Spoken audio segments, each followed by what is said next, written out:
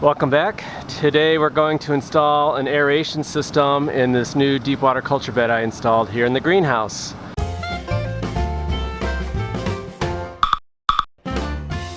We're going to be using the Infusinator nozzles, and as a disclaimer, this is a product that I developed a few years ago and resell. However, for this situation, this is a perfect scenario for using these. If you've never threaded anything before, it's always good to play with a piece of scrap first. So we're going to use this 1/2" NPT tap because that will fit the threading for that. We also sell the T-fittings that are essentially pre-tapped. So if you have a smaller setup, the T's are a good way to do it. But for a large system like this, it's far more economical just to buy your own pipe and tap and thread it yourself. So I like using a step bit and working on a surface that's easy enough to clean up, because this is going to make a lot of plastic scrap.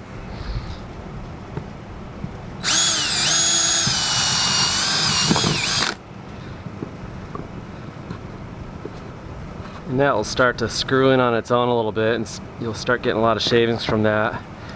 Now if you're just doing a couple, you can use a wrench to turn that around, but I always like to cheat a little bit, and this 16mm 12-sided socket with an adapter on it will fit right over that, and then you can use a drill to drive that thing right in.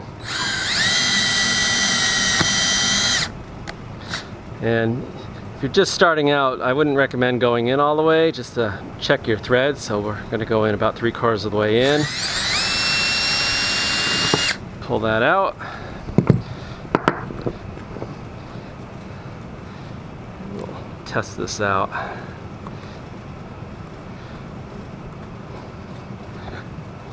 That actually goes in pretty good. You don't have to crank these in all the way either. Even if it did leak a couple drips out, the whole thing's underwater and it won't make any difference if it leaks just a hair. So there's no need to put any Teflon tape or anything on that. And like I said, you really don't have to crank these in, but just to finish tighten it up, and that will get your alignment just right. So now it's time to start boring out all of our other pipes and get this whole thing together. I like to mark out my lines on these. You would think you could just follow along the print. That's a nice straight line, but they tend to twist the pipe a little bit at the factory as it comes out. I'm not sure why. So you sort of want to keep a straight line on here so the nozzles don't twist around the pipe either.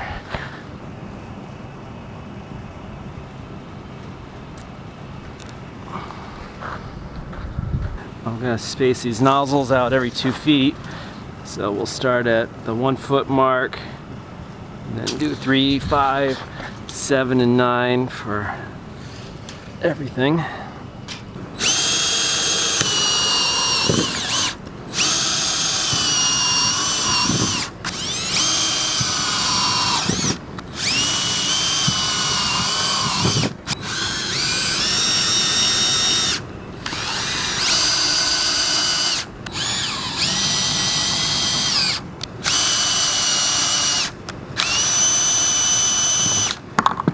Definitely want to get all the burrs out of little holes and eventually out of the pipe. You don't want this sawdust and little shavings and whatnot to clog your nozzles, or even worse, get into the rest of your system, and your fish will eventually find them and try to eat them.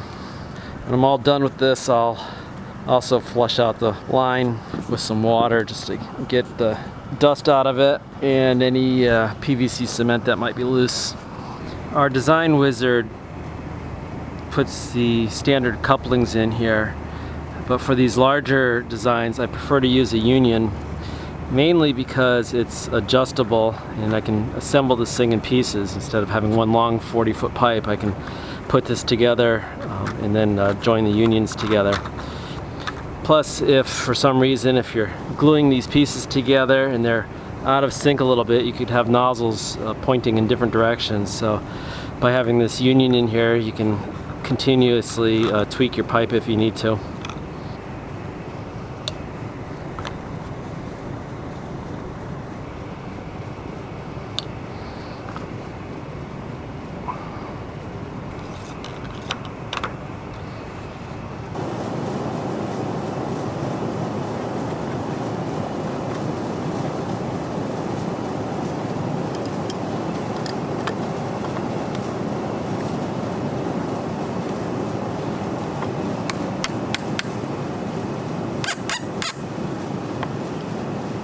On the end, and I put a cap, but I also like to have the coupling on here. That way I can take this off. If there's some debris or something that would get in the line, I can flush it out easily.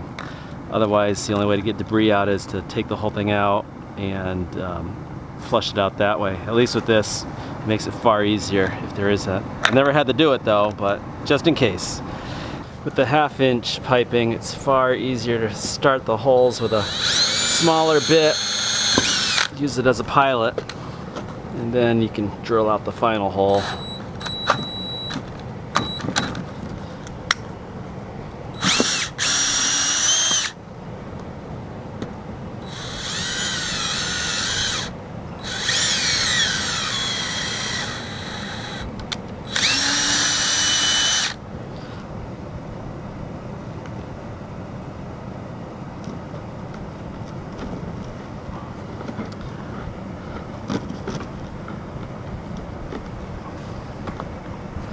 One thing that's important with the airline is that these fittings are facing downwards because it will, these will fill in with water if the system's not being used, and it needs to be able to suck the water out of those lines so it can fill in with air.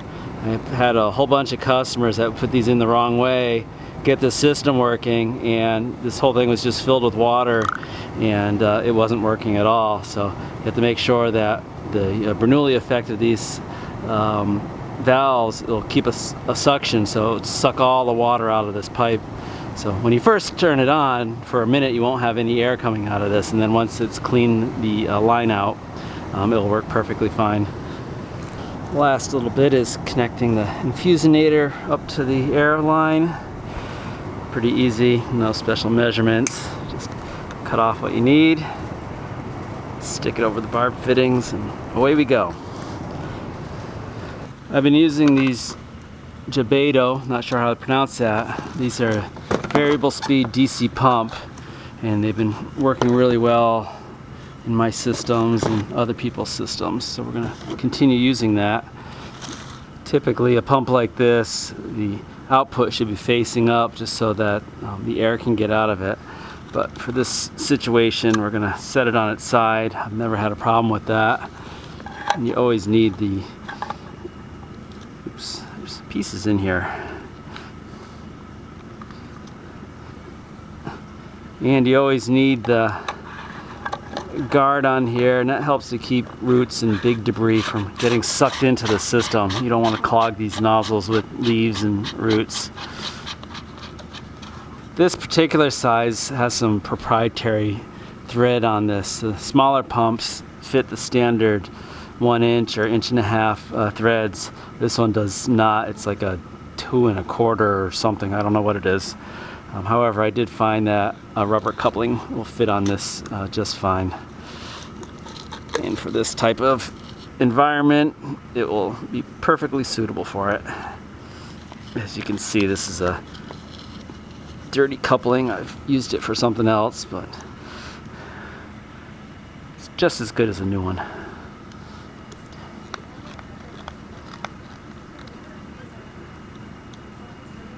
This has a muffler slash filter kit that it can come with, and comes with a bunch of various fittings, mainly because we don't know exactly how your setup is going to be. So it comes with the fittings in the pipe, and of course the muffler to get you up and around the pump and then up to the surface for the air intake. And I'm not going to bother gluing any of these up. If you press them in hard enough, they don't leak any air, and it's always under vacuum, essentially. Barely vacuum, but it's not under pressure, we'll say. and so they aren't going to fall apart or anything like this. If you feel better about it, you can glue it up, but I just leave them like that.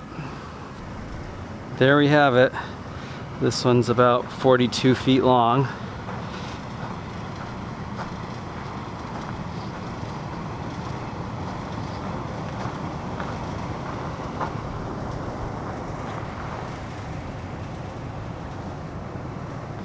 Now the exciting part is getting this installed into the bed. So we're gonna take our strawberries now that they're done and move them to the back side of the bed, and then we can drop this assembly right into the front.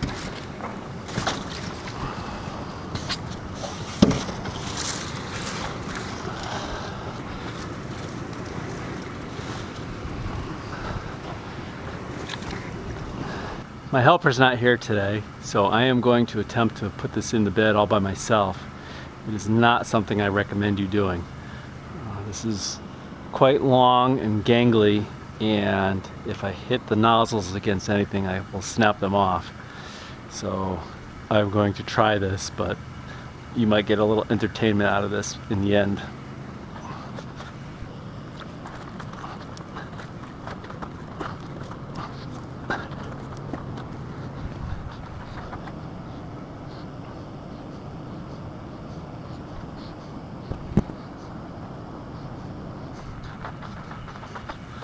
That went far better than I anticipated.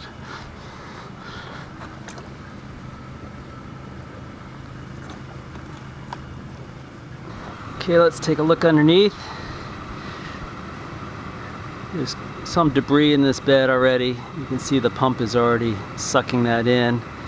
That won't cause a problem. This is all fairly small stuff and won't get stuck in the nozzles.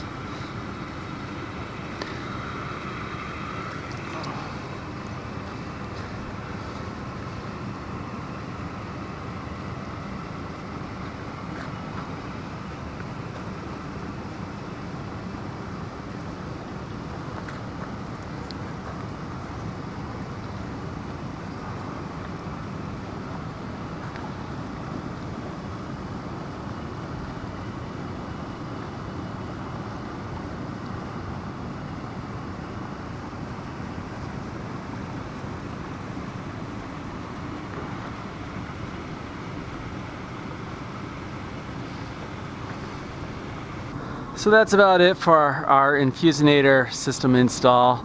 This works really well. This is a 4-foot bed, and it's just circulating everything around the whole bed. So it really should keep most of the suspended solids from settling out. So overall, really happy with how this came out. I have one more to do on the other end of the bed, and then this bed will be totally finished. Once again, thanks for watching.